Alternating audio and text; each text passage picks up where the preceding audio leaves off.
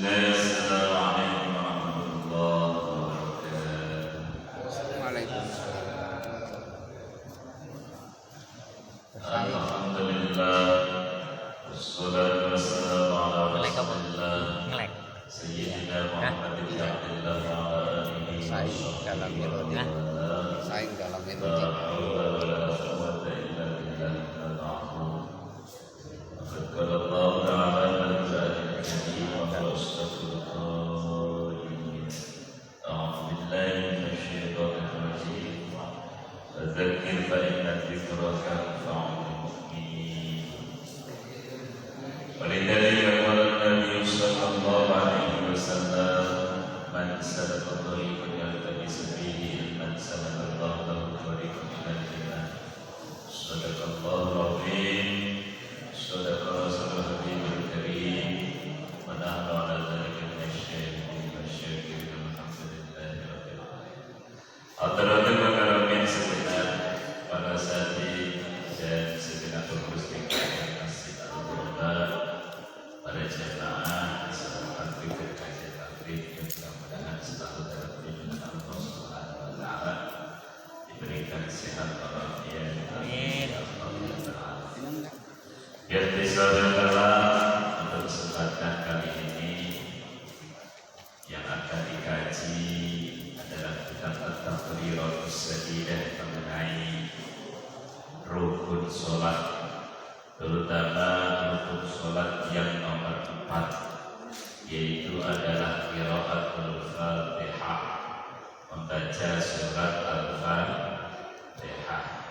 Sebagaimana kita tahu, rukun sholat itu ada yang menyebutkan yaitu berjumlah 13 rukun dengan menjadikan tumanninah itu 1. Kemudian pada prakteknya tumanninah itu tetap dilaksanakan atau tetap dipraktekkan dalam rukun-rukun tertentu, terutama dalam rukun yang tidak sujud dan duduk di antara dua sujud. Kemudian ada yang menyebutkan rukun sholat itu berjumlah 17 dengan menjadikan tumanninah sebagai rukun tersendiri dan disebutkan secara sendiri-sendiri. Kemudian ada yang menyebutkan lagi bahwasanya rukun sholat itu berjumlah 18 dengan menambahkan tartib atau muamalah di dalamnya. Mari kita baca ulang rukun sholat sebagai pengingat kembali. Biasanya kalau sudah tua itu ngajinya ada istilah barqobeh, ngaji di barqobeh apa ini nanti lagi. Iya.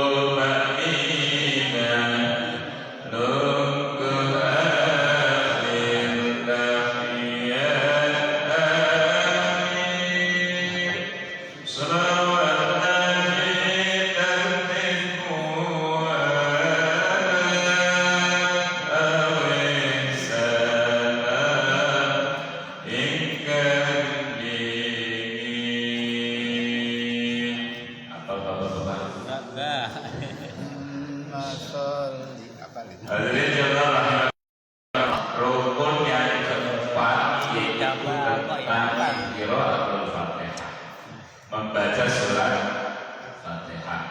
Fatihah ini termasuk salah satu rukun qauli yang berjumlah 5. Yang pertama, rukun qauli di dalam sholat itu adalah takbiratul ihram. Yang kedua, baca Fatihah. Yang ketiga adalah tasyahud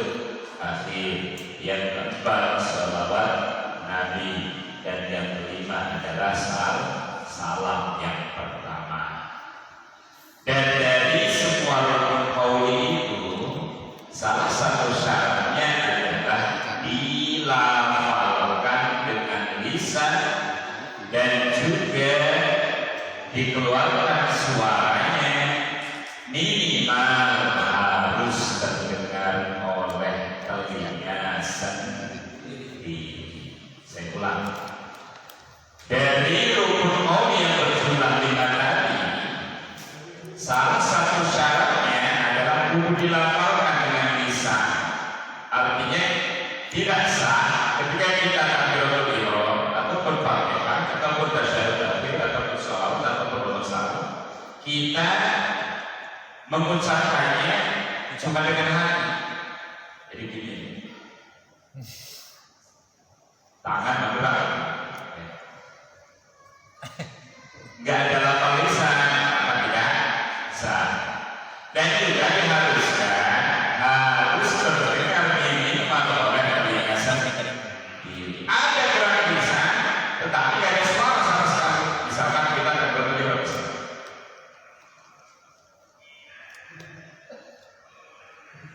kedengar nggak?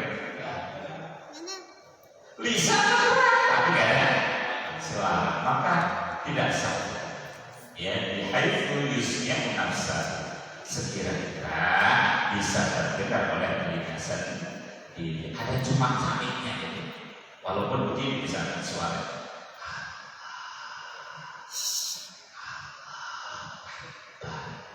Dengar nggak? Minimal telinga sendiri kan? Minimal ya, itu tidak sah ya. Jadi tidak sah ya. Takbirnya atau berbaca atau berbaca qaul lainnya. Bismillahirrahmanirrahim. Qala al-mu'allif rahimahullah ta'ala wa nafa'ana bihi wa barakatuh dari amin rabbi shrah li sadri wa yassir li amri wahlul 'uqdatam min lisani yafqahu qawli. Subhanaka la ilma lana illa ma 'allamtana innaka antal 'alimul hakim. Bismillahirrahmanirrahim. Rukun yang keempat adalah membaca Fatihah. Wa tajibu ala kulli rak'atin sawa'un kana as-salatu fardhan am naflah. Wajib pada setiap rakaat, baik itu sholatnya sholat fardu ataupun sholat sunnah, wajib apa? Wajib membaca Fatihah. Bagi siapa? Alal imani, pertama wajib bagi imam, wal ma'mumi dan makmum, wal munfaridi dan bagi orang yang sholat dewean. Tahu sholat dewean? Sholat sendiri. Ini bahasa dewean, jangan direpresentasikan dengan bahasa Sunda ya, karena ada ceritanya. Kata lama, ada pembiasaan orang Jawa dengan orang Sunda. Kata bapaknya yang orang Sunda nanya ke menantunya yang orang Sunda, "Nah, gimana istrimu di sana? Sehat?" "Alhamdulillah Pak, sehat." Bahasanya apa ya? "Alhamdulillah Pak, sehat." Ini perempuan ini orang Sunda, anaknya yang perempuan orang. Terus itu istriku kalau kamu kerja itu sama siapa? Dewean Pak, dewean. Terus kalau nyuci piring sama siapa? Dewean. Terus kalau nyapu bersih rumah Pak, dewean. Akhirnya bapaknya yang sudah nelpon ke anaknya yang perempuan. Nah, pulang. Bapak juga dulu pernah pengantin, nggak begitu apa. Masuk nyuci piring dewean, nyapuin dewean. Jadi sangat syurutul Fatihah ibn Ashar. Syarat sahnya baca Fatihah ini berjumlah 12. Ada berapa? 12 syarat. Perhatikan, 12 syarat. Yang mana kalau salah satu saja syaratnya ini tidak terpenuhi, maka baca Fatihahnya dianggap tidak sah. Dan barang siapa yang baca Fatihah tidak sah, maka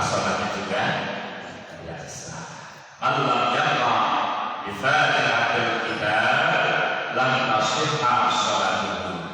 Barang siapa yang tidak membaca Fatihatul Kitab, surat Fatihah, maka tidak sah sholatnya. Karena mungkin pembacanya ada beberapa kendala atau faktor yang menghalangi. Yang pertama syaratnya at-tartibu, kudu tertib, kudu rutut. Ya, artinya urutan ayatnya kudu tertib. Ayat 1 terus ayat 2 terus ayat 3 terus ayat. Jangan dibalik. Ya, misalkan Pak Wahid mau memodifikasi misalnya. Saya mau baca Fatihahnya dari ayat 1 terus ayat 5, dari ayat 5 terus ayat 3. Misalkan itu bagaimana kalau dibaca begitu diulang-ulang? Fa'idza akhadha bi-tartibi ma'ana min ma'ana dan tuzihu faya'idu murattiban li tasihha qira'atuhu. Maka ketika seseorang merusak tertib urutan ayat-ayat Fatihah disertai tidak ada perubahan makna, bacanya jelas, bacanya pasti, tetapi urutan ayatnya diulang-ulang. Nah, tetap itu tidak dicukupi. Lalu bagaimana? Maka dia harus mengulangi bacaan Fatihahnya secara tertib agar bacaan Fatihahnya sah. Ya, bacanya bagus, lahornya bagus, tajwidnya bagus, tetapi urutan ayatnya diulang-ulang. Ya, hendaknya harus diulang kembali dari awal. Tapi wa'idza akhadha bi-tartibi ma'al makna wa sholatuhu. Ketika seseorang tersebut membaca Fatihah dengan ya tajwid yang acak-acakan, merusak makna, ataupun mengganti huruf satu dengan huruf yang lainnya, karena perubahan huruf, pergantian huruf itu bisa berakibat berubah makna. Perubahan huruf dalam tata bahasa Arab itu bisa berubah makna. Ya. Maka ketika sudah ibaratnya rusak tajwidnya, rusak tertib ayatnya, batalah sholat dulu, maka sholatnya batal. Saran pertama kudu tertib. Ini baru satu kalau ini. Ada 12. Nanti kalau dijabarkan insya Allah satu. Nomor 2 al-mu'alatu. Yang kedua adalah mu'alat. Artinya nuli-nuli. Nuli-nuli itu terus-menerus. Continue. Fayaqulu idza fasala baina ayatiha ziyadatan ala sab'ati tanafusi.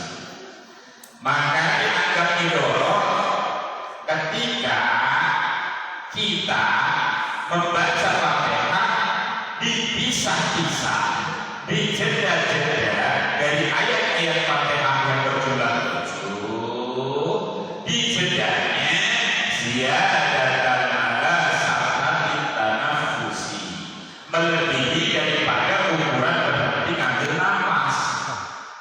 Ukuran berhenti ngambil nafas ya paling 2 ketukan paling. Nah, misalkan begini normalnya, ukuran berhenti ngambil nafas. Alhamdulillahi Rabbil Alamin.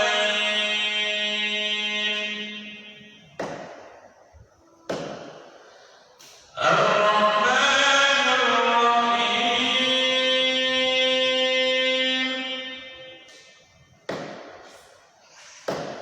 Normal kan? Segitu paling berhenti ngambil nafas atau jeda ngambil nafas. Ini maka lebih. Misalkan begini. Alhamdulillahi Rabbil Alamin.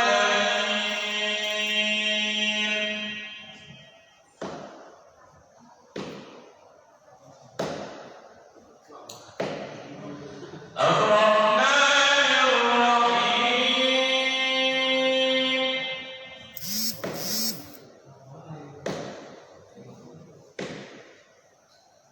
Sampai 4 berarti 2 alif.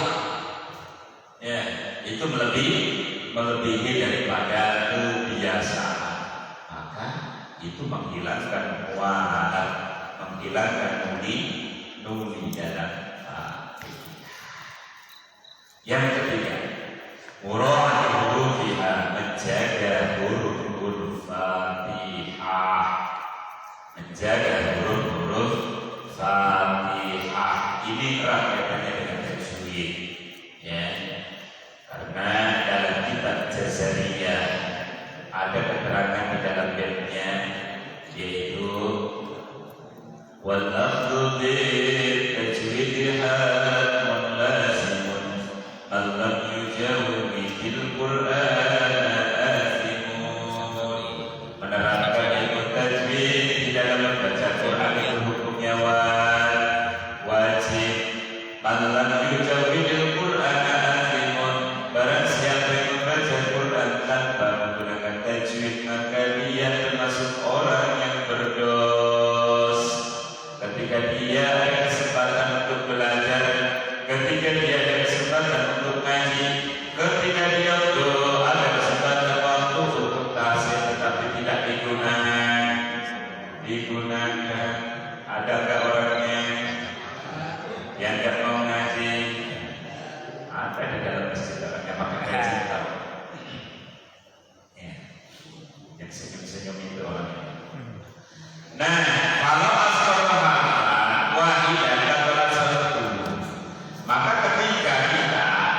menggugurkan atau membuang satu huruf saja dari Fatihah, kita buang, nggak kebaca, maka batal salat subuh, batal salat kita.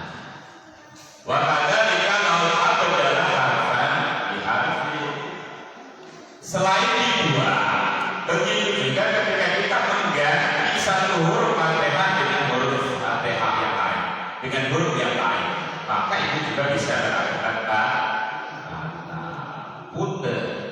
misal, ya ini misal, ya, harus jelas karena di lain. Misalkan kita mengganti huruf salah satu di Fatihah dengan huruf yang lain, misalnya harus digaris bawah dulu. Misal, Alhamdulillahi Rabbil Alamin. Kira-kira apa yang diganti di sini? Apa yang diganti? Huruf H diganti dengan K. Dan ketika sudah diganti, maka di sini itu punten maknanya sudah berubah. Dan juga begitu juga dengan huruf-huruf yang lain. Ketika diganti dengan huruf yang bukan semestinya, maka batal sholatnya, batal Fatihahnya, batal sholat. Yang keempat, mura'ati tasydidha, menjaga tasydid Fatihah. Wahid ada berapa tasydid Fatihah? Tasydid dalam Fatihah ada berapa? Wah, udah ngitung ya. Gak sebab ngitung ya. Nggak ngitung ya, Sat. Memang ngitungnya. Ngitungin apa kira-kira? Baca deh. Ada berapa tasydid dalam Fatihah? Ada 8. Aduh, ada 14, subhanallah. Ini kalau ada hadiah saya kasih 14 tasydid di dalam Fatihah. Maka di sini kalau Allah musyaddada dan yaqtan dari qiraatihi fa'alaihi an ayyu'idahu musyaddada. Ketika kita membacanya huruf yang bertasydid di dalam Fatihah, kemudian bacaannya kita tidak terlampau berat atau tidak terlalu bagus, maka wajib bagi kita untuk mengulangi Fatihah kita.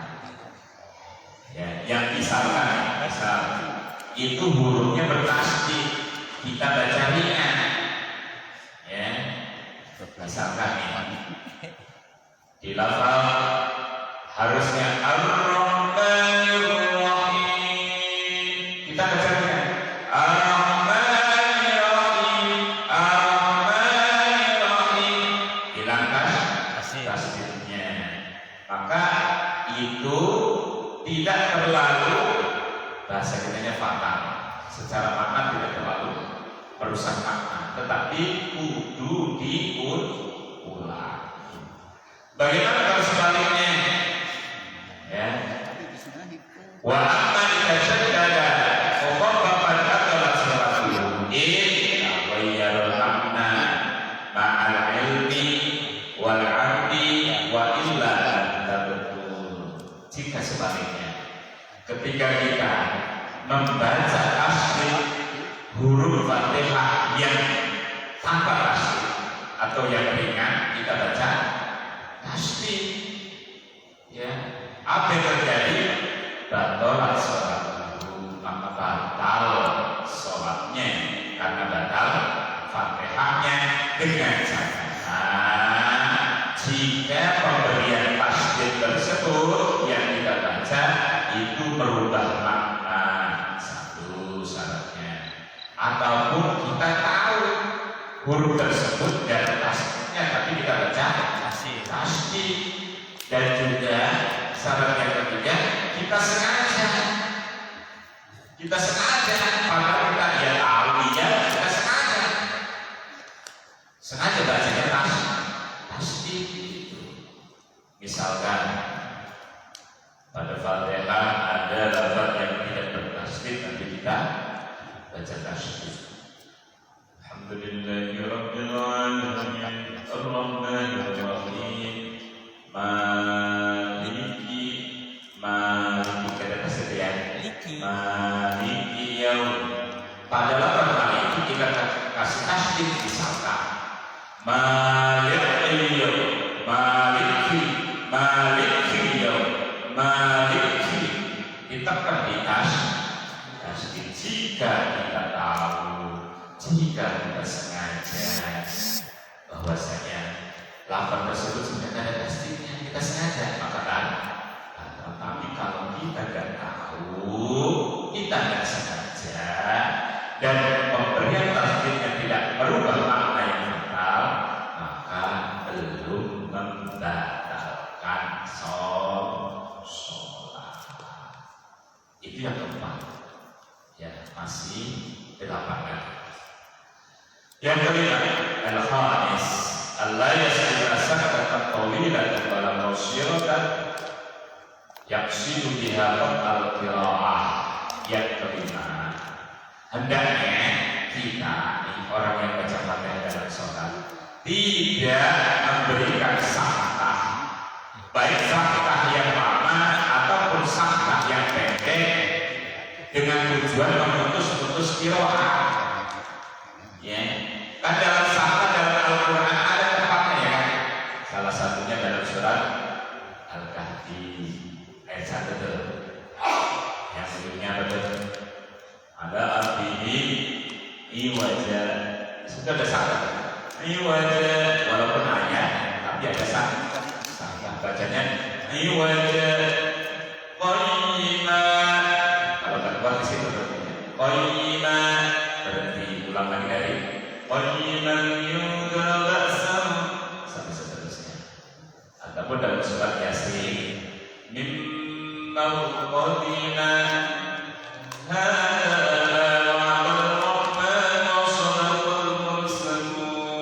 kalau tidak salah ada 5 tempat saktah di dalam Al-Quran. Ini kita dalam baca Fatihah dikasih saktah. Saktah itu berhenti seukuran 1 alif atau 2 bentukan, 2 harokat tanpa nafas, itu namanya saktah. Berhenti di 1 alif tanpa nafas. Kita praktikkan misalkan dalam Fatihah. Ya. Bismillahirrahmanirrahim. Alhamdulillahirabbil alamin. Ar-Rahmanir-Rahim. Tadi itu kita bacanya nggak ngambil nafas, tapi di paham, di saktah. Nah, itu tidak boleh. Harusnya kalau kita baca Bismillahirrahmanirrahim, kudu diselang dengan ambil nafas. Jangan juga kayak kita begini nih. Kita misalkan yasinan, diri dan yasin bareng-bareng. Yasin wal Qur'anil Hakim innaka laminal mursalin ala siratin mustaqim. Kita tadi bacanya kayak nafas. Padahal hurufnya sukun. Harusnya diselang dengan kalau mau satu nafas kudu dibas. Cara bacanya Yasin wal Qur'anil Hakim innaka laminal mursalin ala siratin mustaqim. Itu kalau mau satu nafas. Yang keenam, qira'atul ayatiha wa minhal basmalah. Saran yang keenam agar Fatihah kita sah dan sholat kita sah, membaca semua ayat-ayat Fatihah termasuk basmalah. Karena basmalah itu satu ayat dari Fatihah. Lalu bagaimana kalau ada imam yang tidak baca Bismillah? Ada di sini ada. Kalau yang tidak baca Bismillah, kita sebagai makmum husnudzon, berbaik sangka sejatinya imam ini baca Bismillah sekalipun dalam sirri, ya. Jangan dalam hati, tapi dalam sirri. Kalau dalam hati berarti bukan dibaca, tapi apa bahasanya? Diingat kalian, yang namanya dibaca berbeda. Bayangin. Ada gerak lisan, walaupun bacanya sir, walaupun bacanya pelan, ya. Nah, karena basmalah itu termasuk satu ayat dari Fatihah menurut jumhur mazhab Imam Syafi'i. Yang ketujuh, ada melahki al-mukhilli bermakna. Tidak adanya lahan itu bahasanya pelo. Pelo atau pelo? Pelo itu Bedel. cadel, ya. Tapi pelonya di sini yang mampu merubah makna. Misalkan begini, dalam Fatihah ada ayat yang berbunyi Shiratal ladzina an'amta 'alaihim. Kita baca misalnya Shiratal ladzina an'amtu 'alaihim, atau bacanya an'amti 'alaihim. Harusnya tak dibaca tu, harusnya tak dibaca ti. Misalkan an'amti atau an'amtu, maka itu berubah dhamir, ya, dan maknanya berubah fathah. Harusnya tak itu ke engkau ya Allah, ini mantu ke saya, atau ti ke kamu, tinya kamu perempuan. Dan kalau kamu perempuan, konotasinya Allah itu perempuan, dan itu berubah. Masih ada waktu? Banyak. Sampai Ya kalau waktunya ada ini kasih kode ya pokoknya. ya setelah selesai. Bismillahirrahmanirrahim. Yang kedelapan, antakuna halatan qiyamil fardhi. Hendaknya Fatihah itu dibaca dalam posisi berdiri di dalam sholat fardu. Ya. Jadi kalau kita sholat fardu, hendaknya Fatihah itu dibacanya sambil berdiri bagusnya. Ya. Fala tasihhu ila qira'atin minham ahlihi lirruku' aw ma'anahu bihi lil qiyam. Jadi tidak sah pembacaan Fatihah ketika kita membaca satu bagian dari Fatihah, satu ayatkah atau setengah ayatkah dari Fatihah, itu dibaca pertama.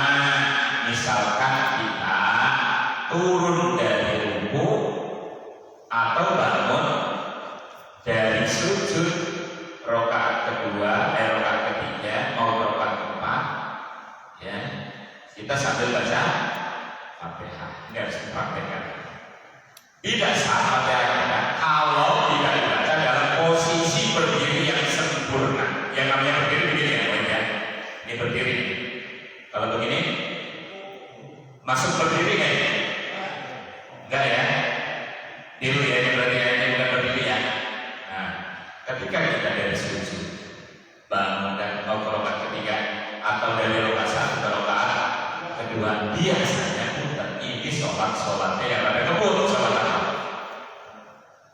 Fatihah itu sholat apa? Sholat tarawih. Apalagi yang imamnya punten kebetulan masih muda, permintaan jamaahnya gaspol gaspol oke, akhirnya imamnya tak semangat ya. Misalkan giliran dari sujud yang kedua mau ke rakaat kedua, Allah posisinya masih setengah kiri. Allah udah mencapai Bismillahirrahmanirrahim. Alhamdulillahirrahmanirrahim. Posisi berdirinya belum sempurna, gak sama. Ataupun sebaliknya, ya karena gaspol kan, ya karena ibarat saking ininya gitu ya, kejar-kejar ini. Fatihah belum selesai. Misalkan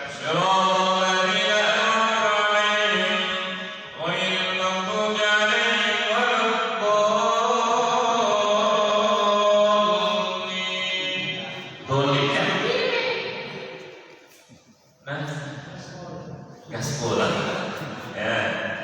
Nah itu berarti Fatihahnya enggak sah. Fatihah dibaca dalam posisi berdiri tegak. Yang kesembilan, ayusnya nafsahul qiraah yang ahal qauliyun. Ini adanya. Syarat yang kesembilan hendaknya Fatihah itu dibaca agar terdengar minimal oleh diri sendiri, oleh telinga sendiri. Dikarenakan Fatihah rukun qauliyun, termasuk rukun qauli, rukun bangsa ucap yang kudu ada suara. Yang ke-10, Allah yataqabbalaha dzikrul ajnabiyyun. Hendaknya Fatihah tidak diserang dengan zikir-zikir yang lain. Ya. Wa dhabitul dzikril ajnabi. Jadi pelanggaran ataupun definisi daripada zikir yang lain itu huwal ladzi laisa min ashabi shalah. Zikir yang lain, zikir ajnabi itu yang bukan termasuk dari kemaslahatan sholat. Semisal apa? Al-hamdil afisi, seperti menjawabi orang yang bersin. Misalkan Pak Ustaz Zainuddin bersin, ya misal Pak Wahid lagi baca Fatihah misalkan, dan jadi imam baca Fatihah, Pak Ustaz Zainuddin Alhamdulillah. Pak Wahid saking solehnya alhamdulillah atau yarhamkallah. Yarhamukallah. Jawaban yarhamkallah ini tidak termasuk dari bagian kemaslahatan sholat. Ataupun misalnya di Pak Wahid lagi sholat, lagi baca Fatihah, alhamdulillahirabbil alamin, di luar ada yang Assalamualaikum, dijawab Waalaikumsalam Ar-Rahmanir-Rahim. Jawaban salat Pak Wahid kepada yang tadi salam itu bukan dari kemaslahatan sholat, karena korelasinya hubungannya dengan manusia dengan manusia, termasuk hakul muslim ala muslim. Ya. Nah, maka jika diserang dengan pikir dengan batal Fatihahnya, ya ataupun perlu diulang. Lalu bagaimana kalau diserang semisal dengan pikir yang ada kaitannya dengan kemaslahatan sholat, seperti sujud tilawah ataupun lafaz amin ataupun dengan doa ataupun dengan menjawab bacaan imam, maka itu termasuk bagian daripada kemaslahatan sholat. Semisal ya dalam sholat tarawih tadi, trik atau tips biar tidak terlalu ketinggalan, ketika imam bacanya sudah pertengahan, kita mulai lalu membaca Fatihah. Dan ketika imam sudah nyampe walaupun kita kan udah nyampe tengah Fatihahnya, ya. Nah kita selang turun dan menjawab amin.